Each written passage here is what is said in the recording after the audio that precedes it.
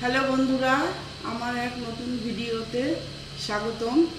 আজকের রেসিপি পুঁই শাক, বাঙালির সবচেয়ে প্রিয় একটা খাবার। পুঁই শাক ইলিশ মাছের মাথা দিয়ে চচ্চড়ি।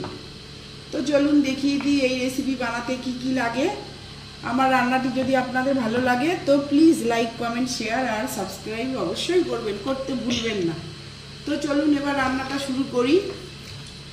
এই যে এখানে পুঁই শাক নিয়েছি, পুঁই শাকটা একটু ভাপ দিয়ে নিয়েছি, নাহলে ভীষণ গা হাত পা ব্যথা হয়। আর এখানে 5 মিশালি সবজি নিয়েছি, কুমড়ো, বেগুন, পটল, মিষ্টি আলু আর গাজর। আর এখানে কাঁচা লঙ্কা চিড়ে নিয়েছি 5টা।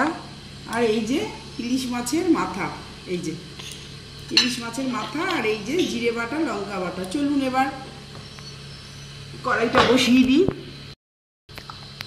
এবার তেলটা গরম হয়ে গেছে, এবারে ইলিশ মাছের মাথাগুলো দিয়ে দিলাম। এই যে এক এক করে দিয়ে দিলাম। মাথাগুলো আগে ভেজে নিতে হবে। ইলিশ মাছের মাথা আমার ভাজা হয়ে গেছে, এবারে আমি তুলে নিলাম এক এক করে।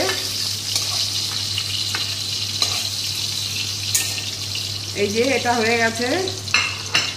এইবারে আর একটু কড়াইতে সরষের তেল দেবো।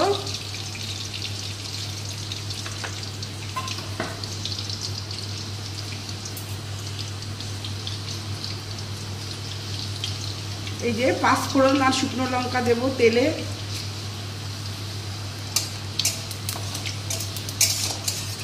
এটা বাঙালির একটা প্রিয় খাবার, এটা সবাই আপনারা জানেন।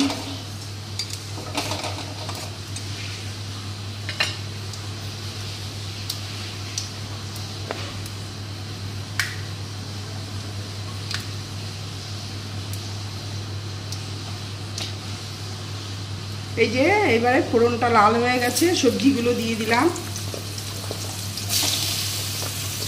এবারে হলুদ দিলাম 1 চামচ, লবণ দিলাম স্বাদ মতো 1 চামচই দিলাম।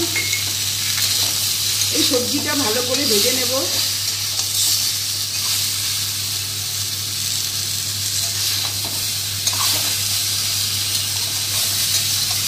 ভালো করে এটা লাল করে ভেজে নিতে হবে।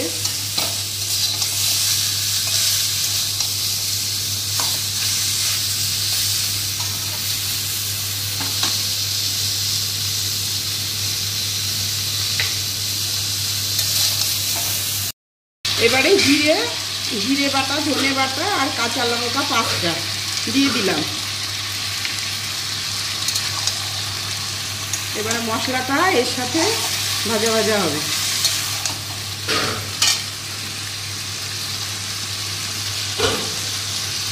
লবণ দেব 1/2 চামচ, হলুদ দেব 1/2 চামচ,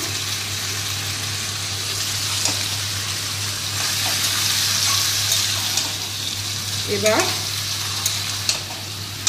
ইলিশ মাছের কাঁটাটা দিয়ে দেব।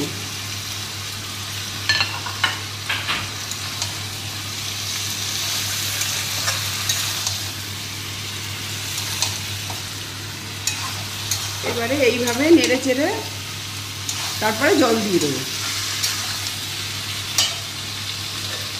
একটু মিষ্টি দেব, একটু চিনি দেব 1/2 চামচ, 1/2 চামচ চিনি দিলাম। চিনি না দিলে খেতে স্বাদটা ভালো আসে না।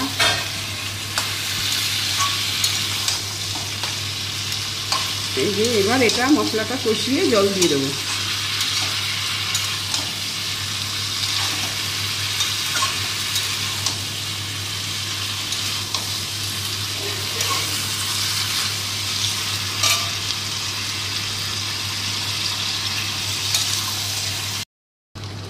পুঁই শাকটা মশলাটা কষিয়ে জল দিয়ে দিয়েছি ভুল করে, আর একটু জল দিলাম। এটা সিদ্ধ হতে আর একটু জল লাগবে। এবার এটা ঢেকে দেব। এটা এবার ঢেকে দেব। 10 মিনিট বাদে আবার আসছি। আমার ইলিশ মাছের মাথা দিয়ে পুঁই শাকের চচ্চড়ি হয়ে এসছে, আর একটুখানি জল টানলেই হয়ে যাবে।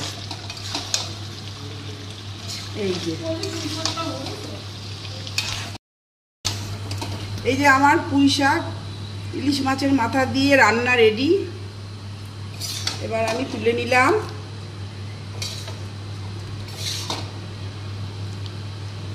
ইলিশ মাছের মাথা দিয়ে পুঁই শাক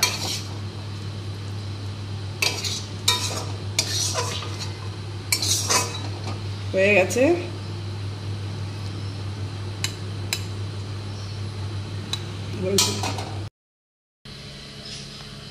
ইলিশ মাছের মাথা দিয়ে পুঁই শাকের চচ্চড়ি বন্ধুরা এইভাবে বাড়িতে বানিয়ে অবশ্যই খাবেন। আর আমার রান্নাটি ভালো লাগলে তো লাইক, কমেন্ট, শেয়ার, সাবস্ক্রাইব অবশ্যই করবেন। রাধে রাধে, ধন্যবাদ।